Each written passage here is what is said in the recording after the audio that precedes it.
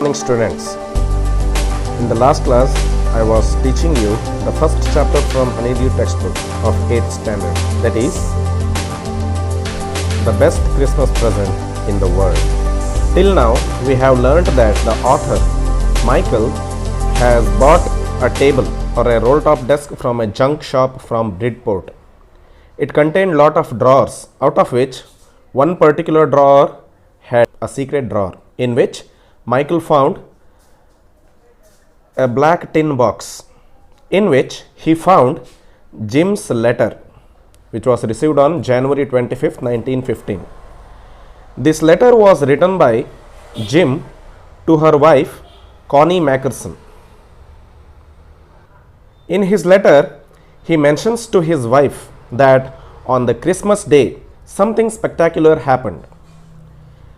During the time of First World War, on the Christmas day especially, the German army soldiers meet up with the British soldiers and they offered them with schnapps and sausages. So without much hesitation, the English soldiers also went near to the no man's land to meet the German soldiers. So one of the Fritz officers, Mr. Hans Wolff, he shook hands with Captain Jim Mackerson, the captain of British Army. In return, Captain Jim Mackerson also replied that, "A happy Christmas to you. I am a school teacher from Dorset in the west of England." After hearing this, Hans Wolff said, "Ah, Dorset, I know that place. I know it very well." So both the soldiers, Jim Mackerson shared his rum and ration, and the German officer, he shared his sausage.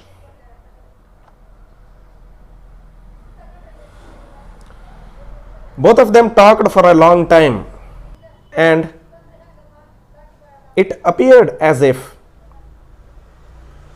Hans Wolff knew almost perfect English, but it turned out that he had never set foot in Dorset, never ever been to England. Here, one thing is clear: Hans Wolff is bluffing. Bluffing is actually a process of telling a lie so perfect and so confidently as if it seems like a truth. So here, actually, Mr. Hans Wolff was bluffing that he has been to England and he knew Dorset very well. Let's continue. The German officers learned English from school and from reading English books. Okay, before we proceed any further, I want you to clearly observe this entire page which you can able to see right now on the screen. This paragraph contains a lot of names. So one thing you need to know about the identification of a name or a noun is that the first letters of every name has been used with capital letters. For example, Thomas Hardy, Bathsheba, Gabriel Oak, Sergeant Troy, like this. Also, the place names like Dorset, England and all. So the names of the places, the first letter is also used with capital letters. So let's continue. He shared with Jim Mackerson that his favorite author or writer was Thomas Hardy and his favorite book was Far from the Madding Crowd. So out there in no man's land, both German and British soldiers talked of Bathsheba and Gabriel Oak and Sergeant Troy and Dorset. Hans Wolff shared that he had a wife and one son born just 6 months ago. As I looked about me, there were huddles of khaki and grey everywhere. So both the British soldiers wearing khaki uniform and German soldiers wearing grey uniform were sitting in groups. They were talking about their personal life. They are sharing their experiences of war and their family and other things. All over no man's land, they were smoking, laughing, talking, drinking, and eating. Hans Wolf and I shared what was left of your wonderful Christmas cake, Connie. Jim Mackerson here is mentioning about the cake which was being made by Connie on the occasion of Christmas. And he also mentions here that Hans Wolf thought the marzipan was the best he had or he ever tasted in his life. You can see here some meanings have been given side by side. Marzipan is the top sweet layer or a sweet covering on a cake made from sugar, eggs and almonds. Whenever you go to a bakery, when you would like to eat a cake, you get attracted by the colorful designs made upon the marzipan. During the birthdays, you don't actually eat the cake, but you are very eager to eat the cream or the marzipan layer upon the cake. They agreed about everything, and of course Hans Wolf was his enemy. He had never had such a Christmas party in his life before. Then someone, I don't know who, brought out a football. Greatcoats were dumped in piles to make goalposts, and the next thing we knew, it was Tommy against Fritz out in the middle of no man's land. So all the soldiers met together on the no man's land and they took out their greatcoats to make goalposts. And what was their plan? Their plan was to play football. So the football was being conducted between the two great teams, that is Tommy against Fritz. Hans Wolf and I looked on and cheered, clapping our hands and stamping our feet to keep out the cold as much as anything.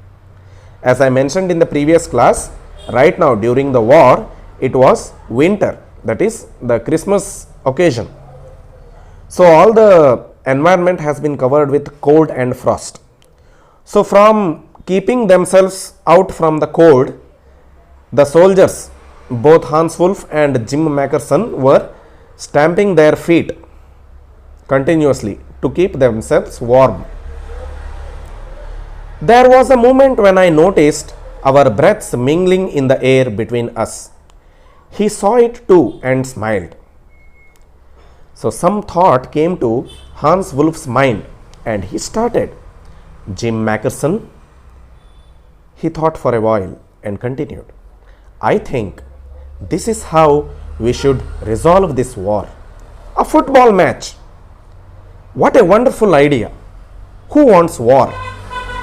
Let's do football matches like this. No one dies in a football match. No children are orphaned. No wives become widows. Here, this particular statement is the one what everyone in the mankind should remember throughout their life. War is a very shameful thing that happens in human life. We shouldn't have war. Instead, we could play some games in between different countries. So no one dies in a football match. What a wonderful thing to declare victory over a football match. He also tells here the result of these idea, that no children are orphaned and no wives become widows.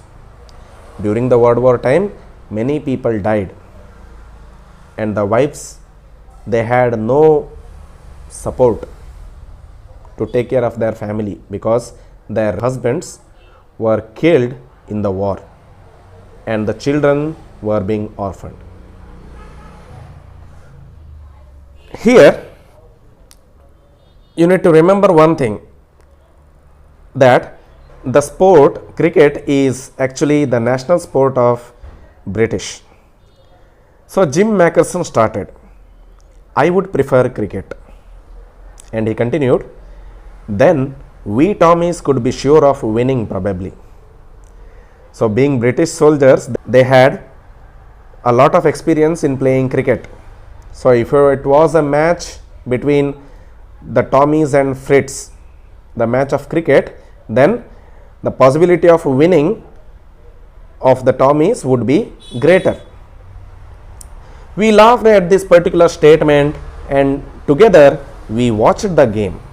Sad to say that the Fritz won 2-1. As you can see here in this drawing, in the no man's land, in between the boundaries or the borders of Germany and Britain, on the no man's land, both the armies are playing football.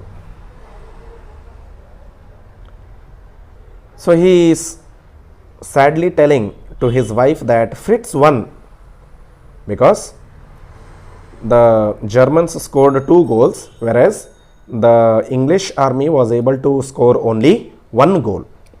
But as Hans Wolff generously said, our goal was wider than theirs, so it wasn't quite fair. The time came, and all too soon, when the game was finished, the schnapps and the rum and the sausage had long since run out. Here, the meaning of run out means the things like schnapps, rum and sausage, they were all finished. All the soldiers drank them and ate them. And we knew it was all over. I wished Hans well and told him I hoped he would see his family again soon. And also that the fighting would end and we could all go home safe and sound. I think that is what every soldier wants on both sides, Hans Wolff said. Take care, Jim Mackerson.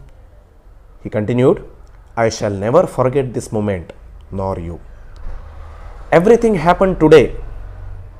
During the Christmas, whatever thing happened, this particular day was the most memorable day in both of our lives. We won't be able to forget this moment. He saluted and walked away from me slowly, unwillingly, I felt. He turned to wave just once and then became one of the hundreds of grey-coated men drifting back towards their respective trenches. That night, back in our dugouts, we heard them singing a carol and singing it quite beautifully. Here, the Christians usually have a ritual of singing songs. They call it as carol songs. So in their dugouts or their respective trenches, they started singing the songs in the evening time. Joy to the world, the Lord has come. Let earth receive her kings. Let every heart prepare him room. And heaven nature sing, and heaven nature sing, and heaven and nature sing. I just sung a beautiful carol I learned when I was in high school. So like this, different kind of Christmas songs were being sung as carols. So the German soldiers, the Fritz, sung it quite beautifully. Our boys gave them a rousing chorus of While Shepherds Watched. We exchanged carols for a while and then we all fell silent. We have had our time of peace and goodwill, a time I will treasure as long as I live. So this particular moment or this time, he said here, Jim Mackerson said that to his wife, that he is going to treasure this moment as long as he lives. He is never going to forget it, no matter what happens. So at the end of the letter, he tells to his dear wife, "Dearest Connie, by Christmas time next year, this war will be nothing but a distant and terrible memory. I know from all that happened today how much both armies long for peace. We shall be together again soon, I am sure of it. Your loving Jim." Here he ends the letter. So after reading the letter, Michael thinks of an idea. Somehow I should reach Mrs. Connie Mackerson and I should personally deliver this letter to her. But he is not very sure whether Connie Mackerson could be still alive or she could be dead. He is not sure about that. So anyhow, let's give it a try, he thought. Let's continue the third part of this chapter. So Michael, after reading the letter completely, he folded the letter again and slipped it carefully back into its envelope. He kept awake all night. By the time of morning, he knew what he had to do. So first thing what he did, he drove to Bridfort, just a few miles away, and he asked a boy walking his dog that where is Copper Beeches. And Michael received a shocking information from that boy that house number 12 is a burnt out shell. It contains nothing right now. The roof gaping, the windows boarded up. It is a ruin. Nothing much has been left of house number 12. So he knocked at the house next door and asked if anyone knew the whereabouts of Mrs. Mackerson. So he would like to know where Mrs. Mackerson lives or what is her current address right now. So the old man in his slippers, the man next door, he replied as he knew her very well. Very lovely old lady, a bit muddle-headed, but at her age she was entitled to be. And he also revealed that Mrs. Mackerson right now is 101 years old. She had been in the house when the house caught fire. No one really knew how the fire had started, but it could well have been candles.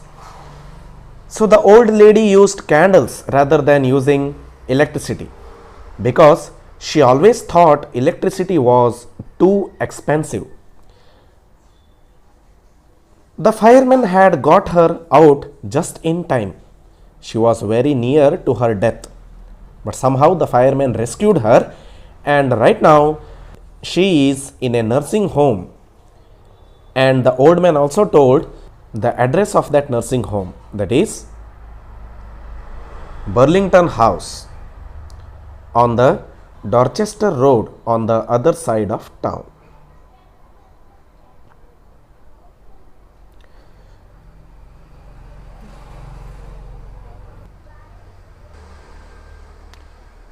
So Michael found Burlington House nursing home easily enough.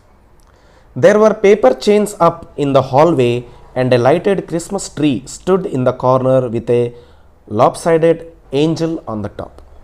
Here you should remember from the previous class that Michael went to the junk shop to buy the roll top desk on December 24th. So the next day, that is today, it is a Christmas day.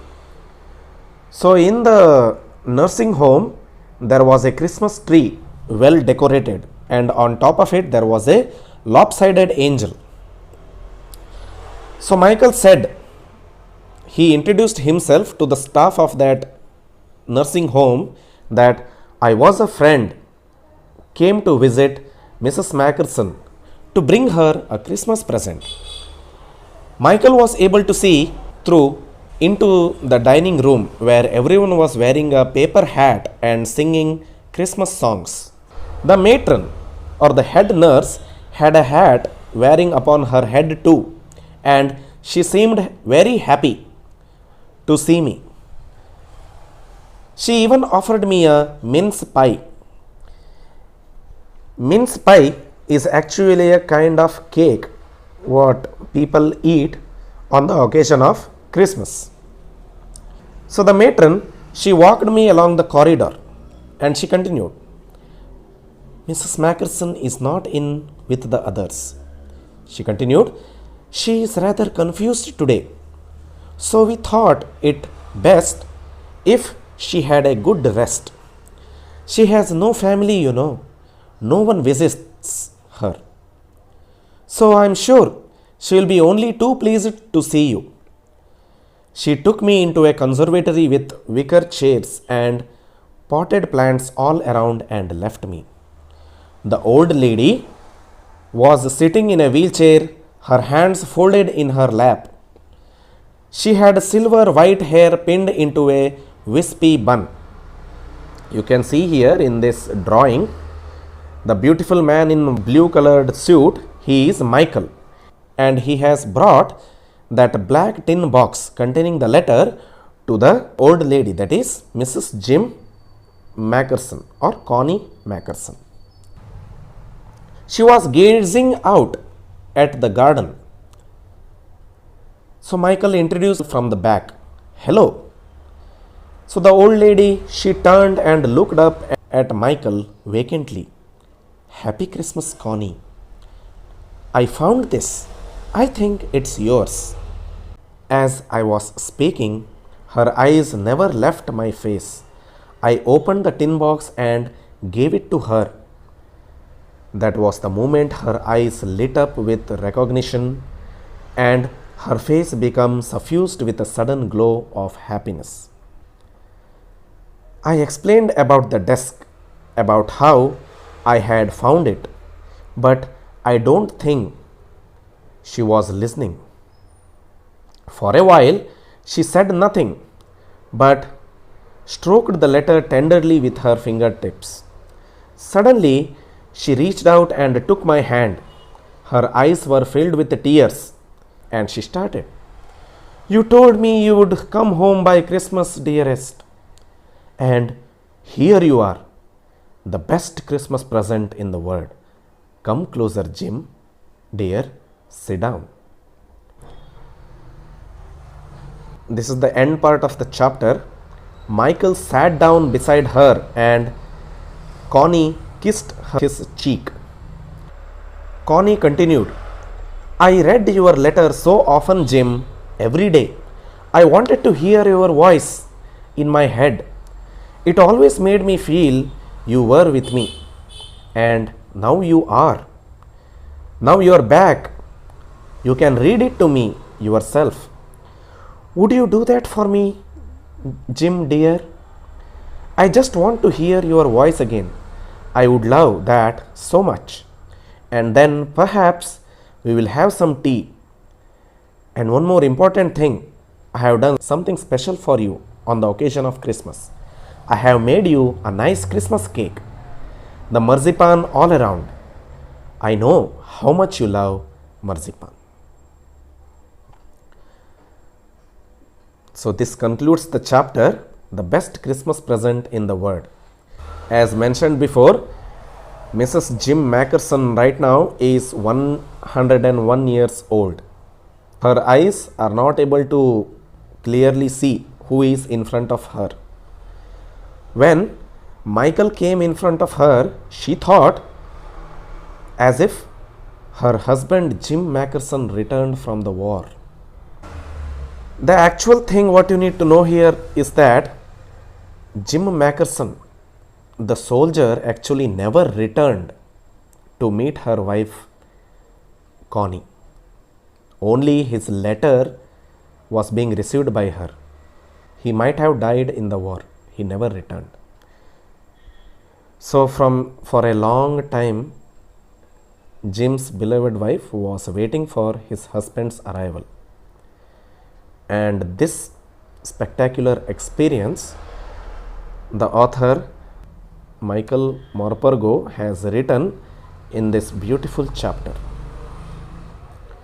So here I conclude this episode, this part 2 and part 3 of the first chapter, the best Christmas present in the world.